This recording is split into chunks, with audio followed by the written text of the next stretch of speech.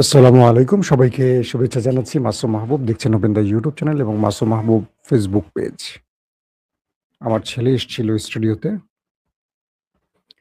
দর্শক, ইরানের সর্বশেষ অবস্থা জানাবো এবং লাইভ আপডেটের কিছু ভিডিও আপনাদের দেখাবার চেষ্টা করব। আপনারা অনেকেই বলছেন মাসুম ভাই ভিডিও দেখান। ইরান জুড়ে শোকের ছায়া নেমে এসছে।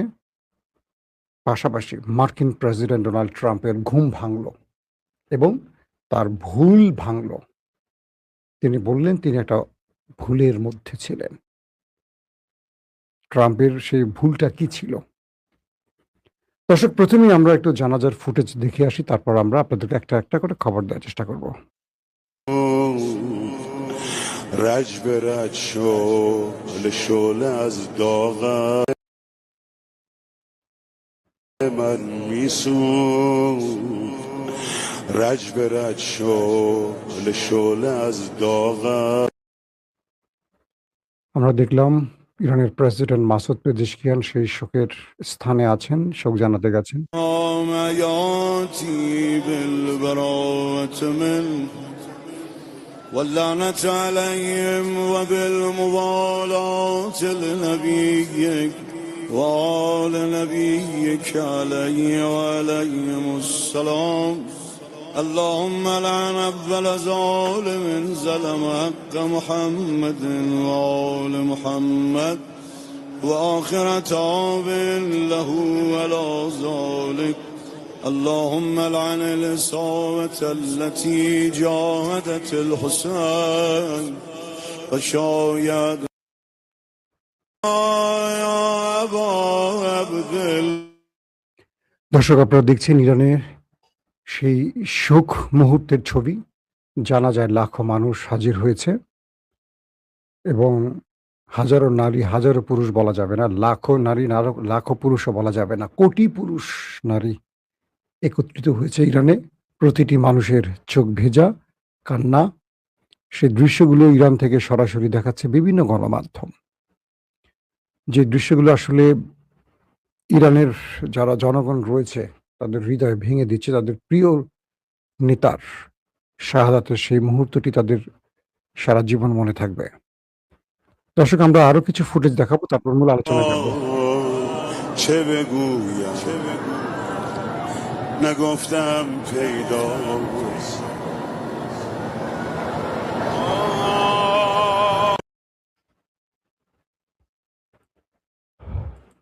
আসলে গত কয়েকদিন ধরে এই সংবাদগুলো,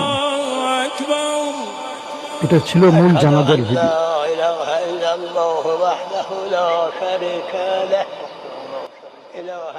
আপনারা দেখছেন আয়াতুল্লাহ আলী খামেনির জানাজার দৃশ্য। বলা হচ্ছে 1 কোটিরও বেশি মানুষ সেখানে উপস্থিত হয়েছে। আমরা দেখাচ্ছি আপনাদের সেই জানাজার দৃশ্য। وأشهد أن محمدا عبده ورسوله أرسله بالهدى ودين الحق ليظهره على الدين كله ولو كره المشركون وأشهد أن الساعة آتية لا ريب فيها وأن الله يبعث من في القبور الله أكبر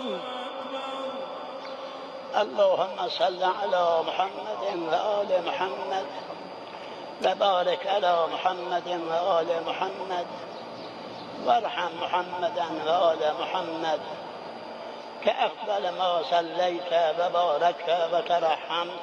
আপনারা একটু আগে যাদেরকে দেখলেন, 3 জন মুস্তাফা খামেনির ভাই অর্থাৎ আয়াতুল্লাহ আলী খামেনির 3 ছেলে। মার্কিন প্রেসিডেন্ট ডোনাল্ড ট্রাম্প ইরানের দৃশ্যগুলো দেখে অবাক হয়েছেন। তিনি বলেছেন খামেনির শোকে কোটি কোটি মানুষ যে নেমেছে বা তাকে যে তার দেশের মানুষ এত ভালোবাসে এটা আমার জানা ছিল না। আমি ধরে নিয়েছিলাম বা আমাকে জানানো হয়েছিল যে তার মৃত্যু হলে দেশের মানুষ খুশিতে রাস্তায় নেমে আসবে এবং রেজিম চেঞ্জের জন্য, অর্থাৎ যে সরকারটি আছে খামেনির ইসলামী প্রজাতন্ত্রের যে সরকার, সেই দেশটির মানুষ সেই সরকারের পতন চায়। কোটি মানুষ রাস্তায় নেমে আসবে, খুব সহজে সরকারের পতন হবে। আমাকে এই তথ্য জানানো হয়েছিল, কিন্তু আমি যে দৃশ্য দেখলাম আমার গায়ের পশম দাঁড়িয়ে গেছে। আমার চোখ বিশ্বাস করতে পারছে না। এই দৃশ্য কার দৃশ্য, কেমন দৃশ্য? যে ব্যক্তিকে আমরা মেরেছি সেই ব্যক্তি তার দেশে এত প্রিয়, এটা আমার জানা ছিল না। ডোনাল্ড ট্রাম্প বুঝতে পেরেছেন কি ঘটেছিল। আসলে কি ঘটেছিল আসেন সেটা একটু জানি। ইসরায়েল তার গোয়েন্দা বাহিনী, ইন্টেলিজেন্স এজেন্সি মোসাদ, তারা একটা রিপোর্ট তৈরি করলো যে ইরানের ভেতরে কিভাবে সরকার পতন ঘটানো যাবে, নিউক্লিয়ার প্রজেক্ট এবং মিসাইল প্রোগ্রাম ধ্বংস করা যাবে। এর উপরে মার্কিন সিআইএ কে ইসরায়েলি প্রচুর অর্থ দিয়েছে, অভিযোগ আছে, এটা সত্য মিথ্যা জানি না।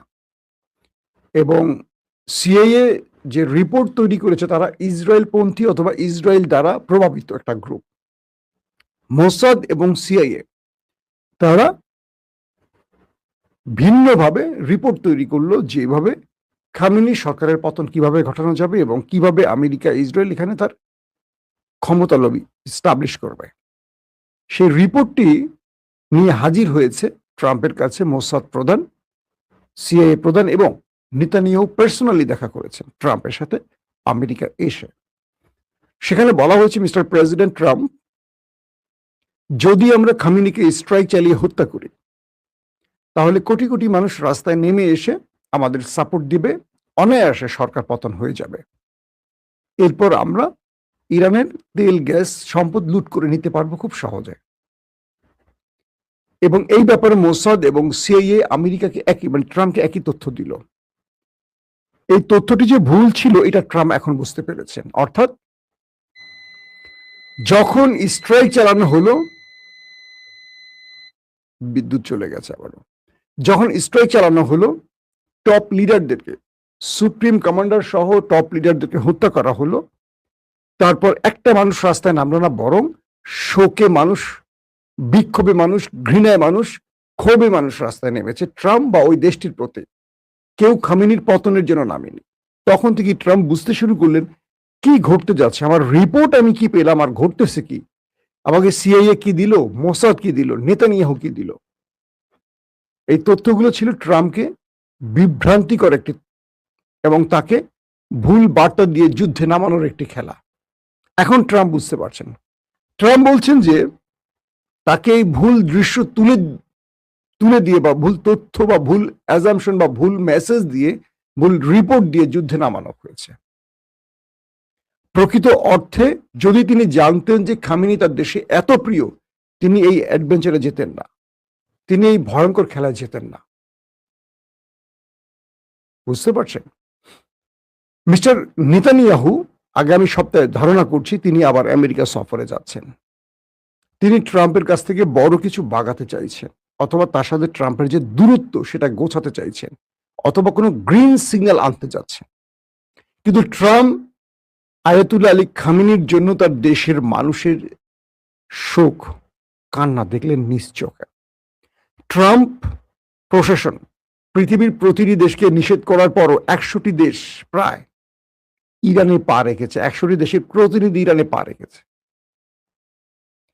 ট্রাম্প নিষেধ করার পরও ট্রাম্পের নিষেধ অমান্য করে পৃথিবীর বহু দেশ ইরানে এসে শোক জানাতে। এই দৃশ্যটি ট্রাম্পকে নতুন করে ভাবাচ্ছে, কারণ ট্রাম্প বুঝতে পারছে তার ওয়ার্ল্ড অর্ডার ভেঙে পড়ছে একটা ভুল সিদ্ধান্তে।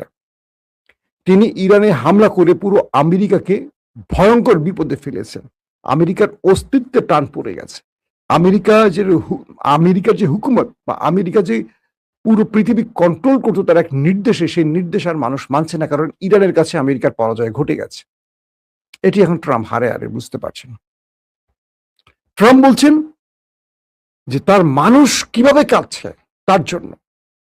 আমি কি জেনেছি আর ঘটছে কি, এগুলো আমাকে জানানো হয়নি বা আমি জানতাম না আমি নিজ চোখে না দেখলে। বুঝতে পারছেন? ট্রাম্পের দুই একটা পজিটিভ ব্যাপার কি, তিনি প্রচুর মিথ্যা কথা বললেও তিনি আমেরিকাকে ধ্বংসের জন্য পারফেক্ট একজন ব্যক্তি। প্রচুর মিথ্যা বলেন, আবার সিদ্ধান্ত পরিবর্তন করেন, আবার কখন সত্য বলে ফেলেন অবলীলায়, নির্দ্বিধায়। বুঝছেন না এই সত্য তাকে কি ক্ষতি করতে পারে। বয়স হয়ে গেছে তো আসলে। তো আমেরিকাকে ক্ষতি করার জন্য বা ধ্বংস করার জন্য ট্রাম্পের মতো প্রেসিডেন্ট যথেষ্ট। কিন্তু তিনি এখন বুঝতে পারছেন নেতানিয়াহু বা মোসাদ তাকে কত বড় ট্র্যাপে ফেলেছে। এটি হাড়ে হাড়ে বুঝতে পারছেন। কারণ যে রিপোর্ট ট্রাম্পকে দেয়া হয়েছিল পুরোটাই ছিল বানানো, মিথ্যা, ভুয়া। ইরানে হামলা করে আমেরিকা বুঝতে পেরেছে তারা সবচেয়ে বড় ভুল করেছে। মুস্তাফা খামেনি তার বাবার জানাজায় আসার প্রত্যাশা ব্যক্ত করেছেন। তাকে ইন্টেলিজেন্স আইআরজিসি বাধা দিচ্ছে, বলছে যে না। খামেনির বাকি যে 3 পুত্র তারা জানাজায় এসছেন।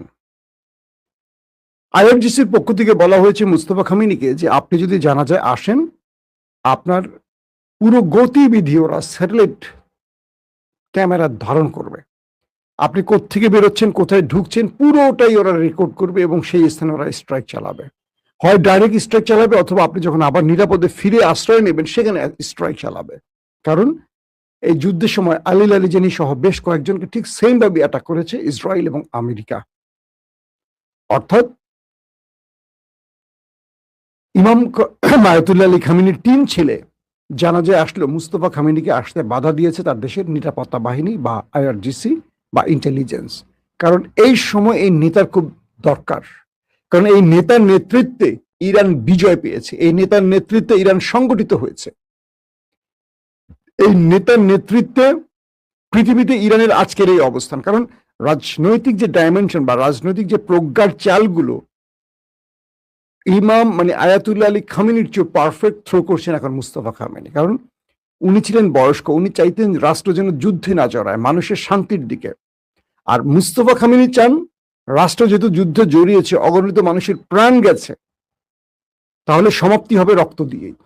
কারণ আল্লাহর কোরআন নির্দেশ করে রক্তের বদলা রক্ত, এবং যে লড়াইয়ের জন্য আল্লাহর কোরআন নির্দেশ করেছে সেই আয়াতের প্রতি তার যেই মুস্তফা খামেনি সেই আয়াতের প্রতি তার বিশ্বাস থেকে লড়াইটা করেছেন। তার একটা স্টেটমেন্ট এইভাবেই আসছে। পুরো ইরান এই মুহূর্তে শোকে আচ্ছন্ন হলেও সেই শোক থেকে ইরান নতুন করে তার প্রত্যয় ব্যক্ত করেছে। লাল পতাকা উড্ডয়ন করা হয়েছে ইরানে, বলা হয়েছে প্রতি ফোঁটা রক্তের বদলা নেওয়া হবে। তার ইরান একটা বড় যুদ্ধের প্রস্তুতি নিচ্ছে। আমেরিকা ইরানের পুরো বিষয়টা ফলো করছে। ইসরায়েল এখান থেকে সাসপেক্ট বা টার্গেট ব্যক্তিদেরকে আবার টার্গেট করার জন্য তার প্ল্যান বাস্তবায়ন করছে। অর্থাৎ একটি শোক অনুষ্ঠান থেকে প্রতিটি দেশ তার টার্গেটে নজর রাখছে। পাশাপাশি পুরো পৃথিবীকে ইরান যে বার্তাটি দিয়েছে মুসলিম বিশ্বকে এক হওয়ার, এবং প্রতিটি দেশ যখন শোক জানাতে ডায়াসে আসছে, প্রতিটি দেশের জন্য ভিন্ন ভিন্ন কোরআনের আয়াত তেলাওয়াত করা হচ্ছে ইরানের পক্ষ থেকে। সৌদি আরবের জন্য একটি, তুরস্কের জন্য একটি, বাংলাদেশের জন্য একটি, আফগানের জন্য একটি, পাকিস্তানের জন্য একটি, প্রতিটি দেশের জন্য ভিন্ন ভিন্ন। অর্থাৎ যে দেশগুলো যেখানে ভুল করছে তাকে কোরআনের ওই আয়াত দিয়ে সেই বার্তাটি দেওয়া হচ্ছে। বুঝতে পারছেন কতটা পরিপক্ক, কতটা পরিকল্পিত, কতটা মেধা দিয়ে ইরান খেলছে। আর ইরানকে বলছে আমাদের দেশের তথাকথিত কাঠমোল্লারা, ওরা কাফের, ওরা মুশরিক, ওরা বেদিন, ওরা ব্লাব ব্লাব ব্লাব। কে কাফের, কে মুশরিক, কে ইহুদি, কে নাসারা, এটা বলবে আমার আল্লাহ। আপনিও বলবেন না, আমার রাসূলও বলেনি কখনো। তো আমাদের সেই কাঠমোল্লাদের আমরা কি বলবো? এরাই মুসলমানদেরকে বিভাজিত করে রেখেছে। ইরান ইহুদি নাসারাদের এজেন্ডা বাস্তবায়ন করেছে। এইসব কাঠমোল্লারা বুঝি হোক আর না বুঝি হোক ওই ইসরায়েলিদেরই পরিকল্পনা বাস্তবায়ন করছেন শেষ পর্যন্ত। দর্শক, আমরা ইরানের আপডেটগুলো আপনাদের কন্টিনিউ দেওয়ার চেষ্টা করব। আজকের মতো বিদায় নিচ্ছি। প্রত্যেকে ভালো থাকবেন। আল্লাহ হাফেজ।